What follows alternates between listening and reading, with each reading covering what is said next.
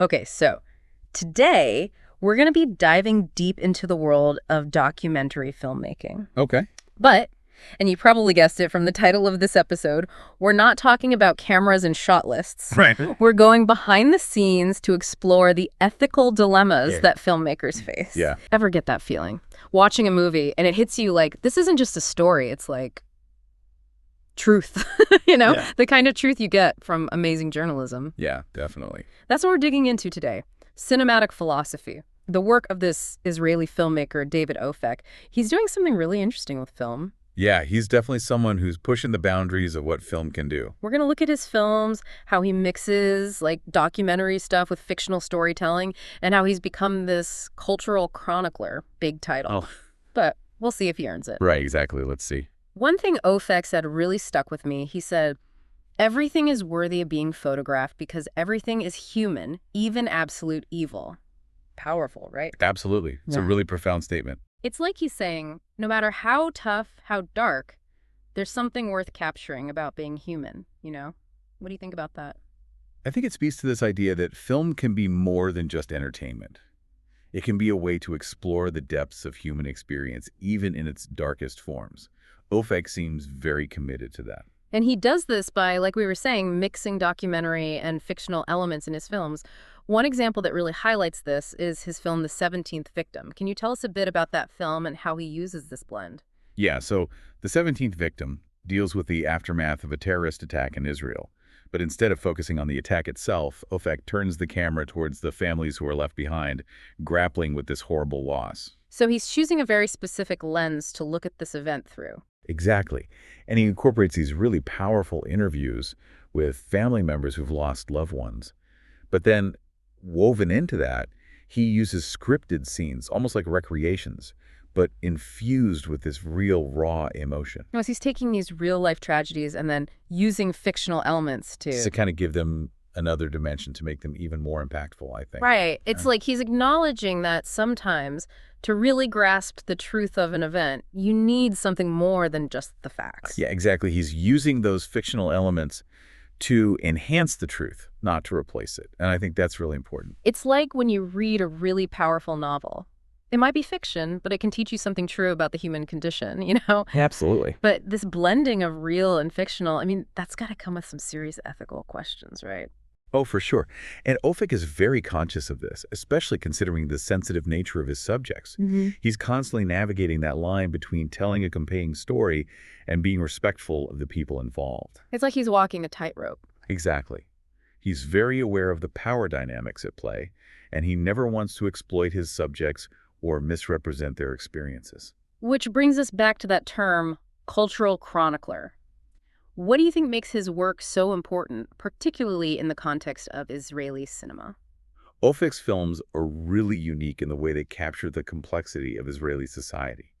They're not shying away from the difficult conversations, the political divides, the things that make people uncomfortable. But at the same time, there's this real love for his country and its people. You can feel it in every frame. So he's trying to show a fuller picture rather than the one we often get. Exactly. He wants people to see Israel beyond the headlines, to understand the nuances, the contradictions, the everyday realities of the people who live there. He wants us to think deeply, not just accept what we see on the surface. Right. And I think that's what makes his work so valuable. He's not just telling stories, he's sparking conversation, challenging perspectives, and pushing viewers to grapple with difficult questions. It really makes you wonder what other stories are out there waiting to be told in this way. Absolutely. So many stories. Well, for anyone listening, if you're interested in films that make you think, make you feel, make you see the world in a new light, definitely check out David Ofek's work. You might be surprised at what you discover. I agree. Definitely worth checking out. Filmmakers would try to find ways to compensate people indirectly. Right. Oh, we'll cover your travel expenses. Right. We'll plan a family vacation around the shoot. Right. Things like that. Yeah. But now with reality TV, just normalizing this idea of payment. Yeah. It's a whole different ballgame. It's a whole different ballgame. Yeah. That ethical line It's so blurry. it's so blurry Forgive me. now. It really is.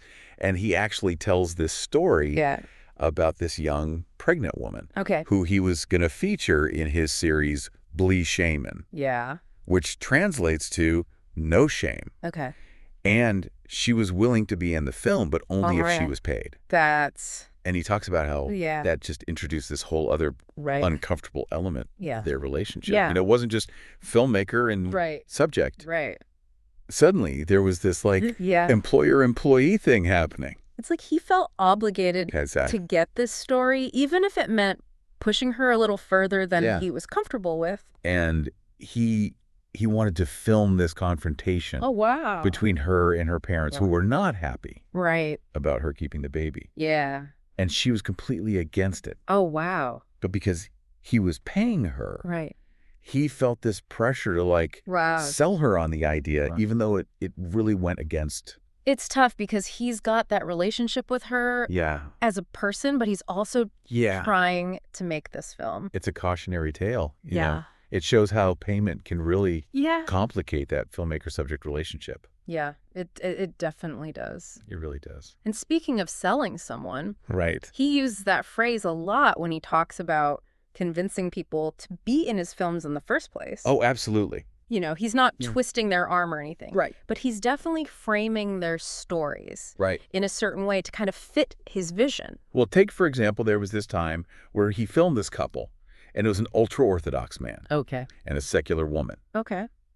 And they were hesitant at first, you know. Yeah. They didn't want their story to be sensationalized or misrepresented. Right. But Opek convinced them by appealing to their desire to Right. challenge stereotypes, you know, Yeah. show the world that their relationship was more nuanced than people might think. So it's almost like he's taking their own motivations Transit. and leveraging that. He knows how to frame things Right. in a way that appeals to his subjects. Right. And he's not afraid to use those skills, you know, Right. to get what he needs for his films. Right. But then it becomes like, how much influence is too much? Right, exactly. Even if his intentions are good. Yeah, it's a blurry line. Blurry lines all over the place. Blurry lines all over the place. And speaking of blurry lines, Right. he's very open about using editing to really shape Oh, absolutely. Ledger.